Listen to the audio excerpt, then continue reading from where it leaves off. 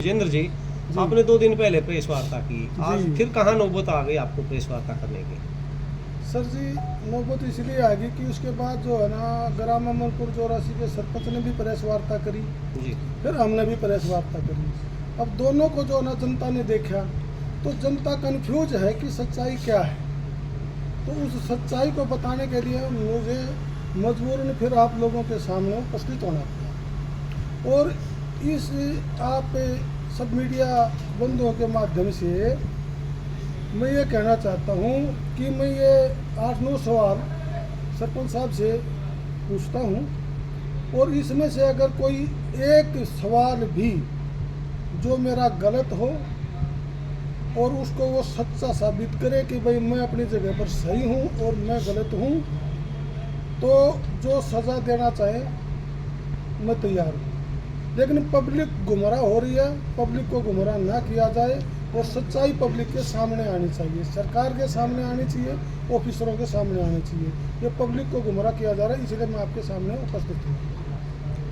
बताइए सर। जैसे सरपंच साहब ने कहा कि भाई LGD नंबर 8 जो ग्राम पंचायत लैंड 3 नंबर लिस्ट में है और 4 नंबर लिस्ट में उन्होंने अपने नाम चढ़ा लिया। उन्होंने साफ साफ कहता कि मेरे दस्तावेज नहीं लिए गए। SDM साहब ने मेरी सुनवाई नहीं करी। SDM साहब ने सारे दस्तावेज लिए हैं, एक नहीं 4-5 बार उनको बुलाया गया है, सारे दस्तावेज उन्होंने दिए थे, हम वहाँ पर मौजूद थे, उनकी पूरी तरह से सुनवाई करी गई है और उन दस्तावेज उनके झूठे पाए गए। उस आधार पर SDM साहब ने उनके खिलाफ रिपोर्ट बनाई। अब एक्चुअली में 8 नंबर जो LGD नंबर है, इसका क्या कि जो पहली जो नंबर लिस्ट थी उसमें किसी और का नाम था, 2 नंबर लिस्ट थी इसमें इनका नाम आ गया। फिर उसके बाद सर 3 नंबर लिस्ट बनी। जब 3 नंबर लिस्ट बनी तो गांव में कोई पंचायत नहीं थी, सरकारी अधिकारियों ने इस लिस्ट को तैयार किया। लेकिन जब ये लिस्ट तैयार करी उससे पहले डायरेक्टर ऑफ पंचायत के ये आदेश थे BDPO साहब को कि अगर इसमें कोई पंचायती ज़मीन गलत चढ़ाई गई, गलत आदमी के नाम चढ़ाई गई, तो उसकी रिस्पॉन्सिबिलिटी BDPO और ग्राम सेक्रेटरी की होगी, उसके वो जिम्मेवार होंगे। तो उन्होंने ग्राम पंचायत की मीटिंग करी, पूरा गांव आया, नंबरदार आए, सेक्रेटरी आया, पटवारी गिरदावर सब आए और ये लिस्ट पूरी ईमानदारी के साथ बनाई गई। और 8 नंबर ज़मीन जो 2832 स्क्वायर मीटर है वो नाले की ज़मीन है, वो नक्शे में नाला है, फर्द में भी जो है ना वो नाला लिखा हुआ है, गैर मुमकिन ज़मीन लिखी हुई है और वो पूरी ईमानदारी के साथ BDPO साहब ने उसको चढ़ाया था। वो तो कह रहे हैं जी 8 नंबर जो है वो हमारे पूर्वजों की, ऐसा बताया उन्होंने मीडिया को। सर जी, अगर ये लिस्ट देखोगे ना तो इसमें 9 number, 10 number, 11 number, 12 number, 13 number, 14 number, 15 number, 16 को छोड़कर 17 नंबर, ये सारी ज़मीन उनके पूर्वजों की है, जो उनके नाम 3 नंबर लिस्ट में भी मौजूद हैं और 4 नंबर में भी हैं। क्योंकि एक 16 नंबर को छोड़ करके 9 नंबर से ले करके और ये करीब जो ना सारे दस्तावेज जो है ना मेरे पास में मौजूद हैं, उनके जो नाम चढ़े हुए हैं सर, उनके परिवार के नाम, उनके साथ लगती हुई ज़मीन है ये। इसलिए वो जो है ना ये बोल रहे हैं कि भाई ये हमारी ज़मीन है। वो 8 नंबर के साथ लगती हुई ज़मीन है, 9 नंबर से लेकर के और ये 17 नंबर तक। उसकी 8 में ये 8 नंबर को हड़पना चाहते हैं। 8 नंबर आप कह रहे हो कि नाला है, पंचायत लैंड है। 8 नंबर नाला है, गैर मुमकिन नाला है, पंचायती भूमि है, फर्द में भी है, नक्शे में भी है। जब वो ड्रोन से मैप लिया गया, वो तो हमने आपने किसी ने नहीं लिया सर, वो तो सरकार द्वारा लिया गया, उस मैप में भी वो नाला है। 1932 बीके के रिकॉर्ड में भी वो नाला है, गैर मुमकिन नाला है, 64 में भी है। तो उनकी कहाँ से आ गई? वो तो उसकी आड़ में ये काम करना चाह रही है। उनकी जो पैतृक जमीन है अगर बात करें तो उसकी आड़ में सीधे तौर पर ये जो पंचायती भूमि है इसको कब्जाना चाहते हैं, उसको कब्जाना चाहते हैं। जो उन्होंने अपने बयान में कहा कि हमारे खंडर मकान है जी, पुराने मकान हैं, हमारे पशुबन थे, वो तो नंबर ही अलग है, उसमें तो वो रह रहे हैं, वो तो उनका कब्जा, हम तो मना नहीं कर रहे, वो तो उनकी है, हम को मना कर रहे हैं, उस पर तो वो बैठे हुए हैं, पुराने मकान हो चाहे नए हो। लेकिन ये जो 8 नंबर है ये ओपन एरिया है सर, खुला है, इसमें किसी का भी कोई कब्जा नहीं है। और जिस पर कब्जा नहीं है और तो वो पंचायती जमीन है ना सर, गैर मुमकिन नाला है, चलिए तो आगे। ये गुमराह किया जा रहा है। ठीक है। ड्रोन द्वारा जो तस्वीरें ली गई हैं ये लगभग कितने समय पहले की आप बता रहे हैं सारा? ये सर सरकार ने ली थी, ली होंगी करीब 21 में या 20-21 में ली गई होंगी सर ये। अच्छा। हाँ, उस वक्त जो है ना ली गई थी। और 3 नंबर जब लिस्ट बनी कोई पंचायत नहीं थी सर, एकदम फेयर बनी हुई है, बढ़िया लिस्ट में कोई किसी से कोई नहीं है। दूसरी बात ये है कि ये खाली 8 नंबर नहीं है, इन्होंने एक इसी में 16 नंबर भी है। 3 नंबर लिस्ट देखना सर, उसमें एक 16 नंबर भी है। उस 16 नंबर लिस्ट में भी एक ओम प्रकाश नाम का आदमी है, उसको भी 50% उन्होंने अपने नाम से डाल लिया। उनका भी जो ना आपस में जो ना झगड़ा चल रहा है। उसके बाद 198 नंबर है सर, 214 नंबर है, 215 है, 218 नंबर है। ये कोई विक्रम सरपंच का भाई है बशीरपुर का, ये उनकी ज़मीन है जिसका हाई कोर्ट में वो केस जीत चुके हैं, उसको भी अपने नाम से डाल लिया उन्होंने सर। अब वो भी जो चक्कर काट रहे हैं। तो ये खाली इनकी तो 103 नंबर लिस्ट बनाने का सिर्फ इंटेंशन ये थी कि किस तरीके से ज़्यादा ज़मीन को अपने नाम किया जाए, उसको हड़पा जाए। तो इसमें अधिकारी भी संलिप्त होंगे?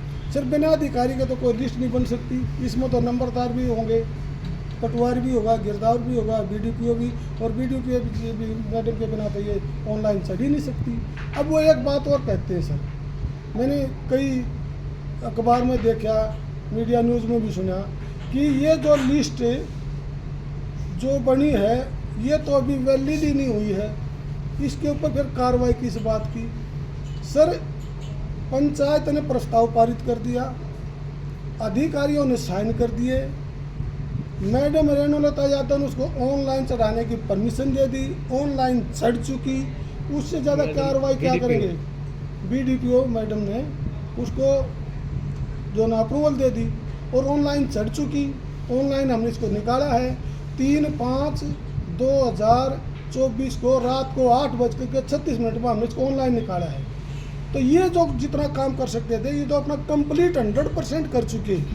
अब आगे तो गवर्नमेंट की है कि उनके स्वामित्व के कार्ड बनाती है या इनके ऊपर जांच करती है, वो तो गवर्नमेंट का काम रहेगा ना सर। ये तो अपना 100% दे चुके। चलो हाँ जी, आगे बढ़ो। आगे सर एक और ज़मीन है गांव में ही, ये 3 आदमी तो आगे सर 3। अब चौथी बताता हूँ, 45 का 9/2 इसकी पैमाइश की हमने जो ना रिपोर्ट कराई, पैमाइश करवाना चाहिए। एलसी साहब ने जो है ना 10 बजे आना था, शाम को हमने इनको जो चौकीदार को भेजा कि भाई ये इसको जो है ना सरपंच साहब को जो ये मैसेज दे दो, ये पैमाइश होनी है। 3 कनाल 6 मरला ये ज़मीन है। सुबह एलसी साहब के आने से पहले 6-7 बजे ये तार बाड़ उखाड़ करके भाग गए। उसकी वीडियो भी हमारे पास, मीडिया चाहेगा तो वो भी दे देंगे, फोटो भी हमारे पास। हम हवा में बात नहीं कर रहे सर, सबूत के साथ बात कर रहे हैं और वो मना कर रहे हैं इस बात के लिए। हमारे पास सब कुछ है। इसमें एलसी ने रिपोर्ट लिखी है कि भाई सरपंच का कब्जा था, तार बाड़ जो ना उखाड़ करके भागे, ताज़ा निशानदेह पोल वहाँ पर पड़ा हुआ था। 17 आदमियों ने इसमें जो ना साइन कर रखे हैं कि इनका कब्जा था। ये भी इस पर भी उन्होंने कब्जा कर रखा था, जिसके ऊपर कोई कार्रवाई नहीं हुई सर। फिर सर जोड़ की बात आते हैं। जोड़ के किसी एक कोने की पैमाइश करवा करके किसी एक आदमी के पीछे लगे हुए हैं। और हमने कहा था कि जोड़ के साथ एक नाला हर जोड़ की पूरी पैमाइश कराओ, किसी एक कोने के क्यों सर, नाले की भी कराओ, जोड़ की पूरी कंप्लीट कराओ। इस जोड़ के ऊपर सरपंच का भी अपना मकान, चाहे आए 2 फुट चाहे आए 10 फुट, ये मैं नहीं कह सकता, लेकिन उसका मकान जरूर आएगा। उसके साथ में उसके परिवारों का मकान, जोड़ पर भी सरपंच का कब्जा है। जोड़ उस सरपंच का, उसके परिवार के भाइयों का कब्जा है। ये 100% सत्य है सर। पैमाइश करवा करके देख लो, निष्पक्ष जो ना पैमाइश होनी चाहिए। उसके बाद सर इसी का भतीजा है कृष्ण पंच, अभी लेटेस्ट कुछ दिन पहले उन्होंने रोड के ऊपर कब्जा कर लिया, 3 सेट डाल दिया। उसकी कंप्लेंट हमने डीसी साहब को भी की, सरपंच को भी करी, बीडीपीओ मैडम रेणुलता यादव को की, कोई कार्रवाई नहीं। जो कंप्लेंट देते हैं सिर्फ सारी घूम फिर करके बीडीओ मैडम के पास चली जाती हैं और वो रख करके बैठ जाती हैं, कोई जवाब नहीं देते, उनके ऊपर कोई कार्रवाई नहीं होती सर। अब उनके ऊपर कार्रवाई नहीं होती, अब कार्रवाई कहाँ होती है सर? और कहाँ नहीं होती है मैं आपको वो भी बताना चाह रहा हूँ। गांव में 10 से 15 लोगों के इजरा के ऑर्डर हो रखे हैं सर, 2011 के कोर्ट के आदेश हैं, कब्जा कार्रवाई करनी है, सारे सबूत हम दे चुके, उन पर तो कब्जा कार्रवाई नहीं करी जा रही। इसमें साफ साफ लिखा हुआ सर, मैं हवा में बात नहीं कर रहा, आप ये देख सकते हैं, इसमें लिखा हुआ सर, मूल रूप से उपमंडल अधिकारी नारनौल की सेवा में भेजकर अनुरोध है कि विषयाधीन मामले में फील्ड स्टाफ से रिपोर्ट प्राप्त की गई। रिपोर्ट अनुसार मौजा मोरपुर 84 में कोर्ट के आदेश अनुसार 10 से 15 लोगों के इजरा के आदेश हो चुके हैं, जिन पर कब्जा कार्रवाई की जानी है। पटवारी हल्का कब्जा कार्रवाई के दौरान मैं राजस्व रिकॉर्ड सहित मौके पर हाजिर रहूंगा। रिपोर्ट आपकी सेवा में आगामी कार्यवाही होती। फिर ये एसडीएम साहब को दी गई। अब एसडीएम साहब क्या करते हैं, वापस देते हैं तहसीलदार साहब को कि कार्यालय उपमंडल अधिकारी नारनौल प्रश्न संख्या क्रमांक दिनांक 30/4/24 सर 30/4/24 मूल रूप से तहसीलदार नारनौल को भेजकर लिखा जाता है कि उक्त मामले में कार्रवाई करते हुए इस कार्यालय को सूचित करें। 30/4/24 आज जून 25 आ गया सर, इजरा के ऑर्डर हो रखे हैं 10 से 15 आदमियों के। कौन है 10 से 15 लोग? ये सब सरपंच के चाहते हैं सर, उसके वोटर सपोर्टर हैं। ये उस आदमी के खिलाफ कार्रवाई कर रहा है जिन्होंने उसको वोट नहीं दी। ये उस आदमी के खिलाफ कार्रवाई कर रहा है जिन्होंने सरपंच भेदभाव राजनीतिक भेदभाव करता है। अच्छा, उन्हीं पे कार्रवाई हो रही है जिन्होंने वोट नहीं दी, जिन्होंने वोट नहीं दिए और जिन्होंने वोट दी थी उनकी सपोर्ट कर रही है। उनकी सपोर्ट ये रहे सर, प्रत्यक्ष को प्रमाण की क्या जरूरत है, सबूत दे रहा हूँ मैं, हवा में बात नहीं कर रहा, डॉक्यूमेंटरी प्रूफ के साथ में बात कर रहा हूँ। ठीक है, चलिए। इसके अलावा सर खसरा नंबर 50 का 14/50/14 और 26 पैमाइश कराई गई। 14 और 26 की पैमाइश करवाई सर सरपंच हरिराम ने जी।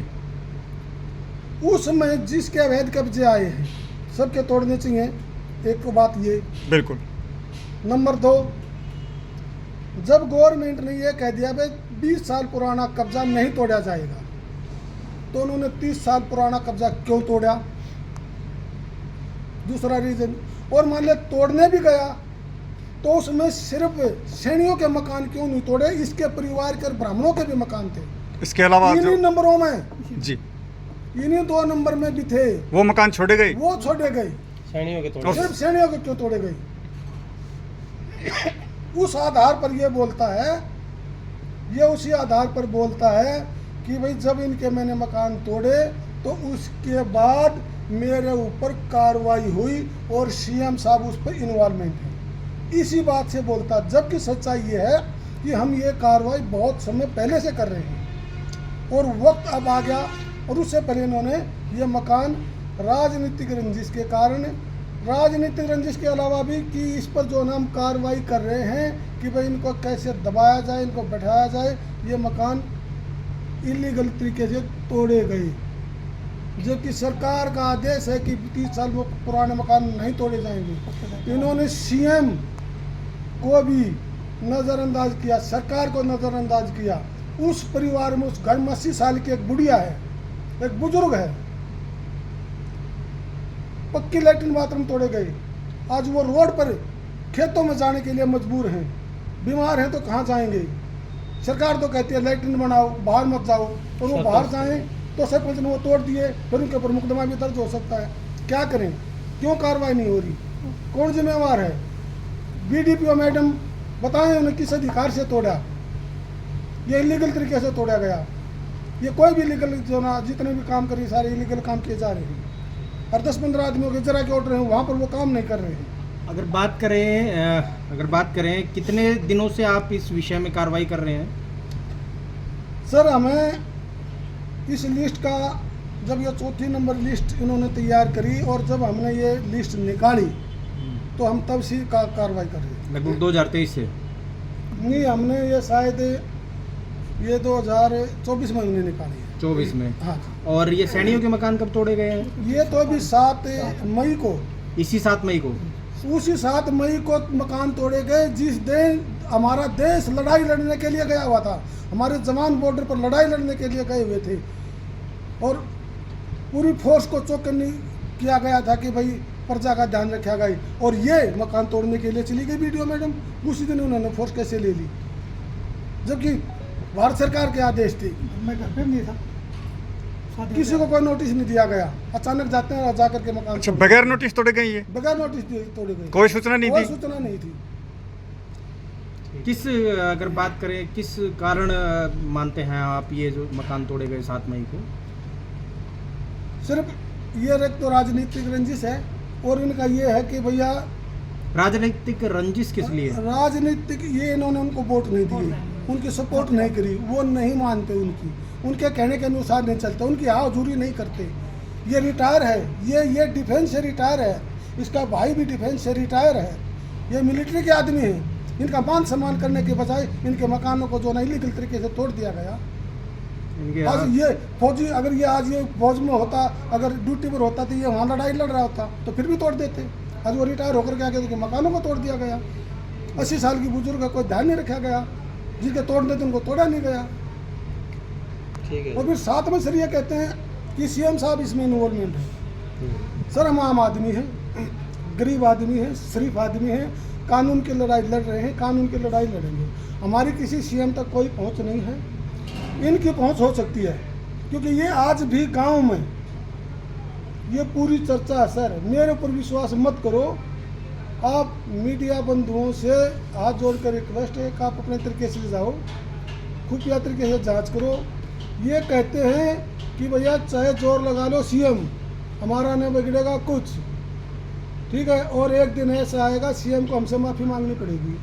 यहाँ तक भी ये बात गांव में पूरी फैल रही है। सर फैली हुई बातों को ना फैलाएं आप। सर हम नहीं फैला रहे, लेकिन मैं तो हम कैसे चलाएंगे उससे? नहीं वो चीज़ चलो ठीक है वो जो कह रहे हैं, लेकिन हम तो यहाँ पुख्ता प्रूफ के साथ काम करेंगे ना। तो देखो सर इन चीज़ों में प्रूफ तो होते नहीं। अब वो ये कह रहे हैं कि हमारा उन्होंने चलिए नहीं, शॉर्ट गलत तरीके से उसका नाम इस लिया, तरह का कारण ही वर्जन सीएम है, साहब का आप नाम बताएंगे लिया। तो जी। अनर्गल नहीं चलेगा सर। तो वर्जन तो सर अब वो तो करेंगे हमारा कुछ गाँव नहीं में हो क्या सकता, क्या हम होता तो है, करेंगे सीधे भाई। सीएम जिम्मेवार जो होते जिसे हैं। जबरदस्त कर लो, हमारे पास तो ना सर इतनी सिफारिश है, ना हमारे पास इतना पैसा आप है। ये कह रहे हो सीएम साहब को ऐसे शामिल किया जा रहा है सरपंच साहब के द्वारा? नहीं उन्होंने भी खुद भी शामिल किया, वो खुद बोल रहे हैं, हम्म। मैं थोड़ा ही बोल रहा हूँ। और फिर गाँव में कह रहा है कि सीएम तो मेरे पैर पकड़ेगा आकर के।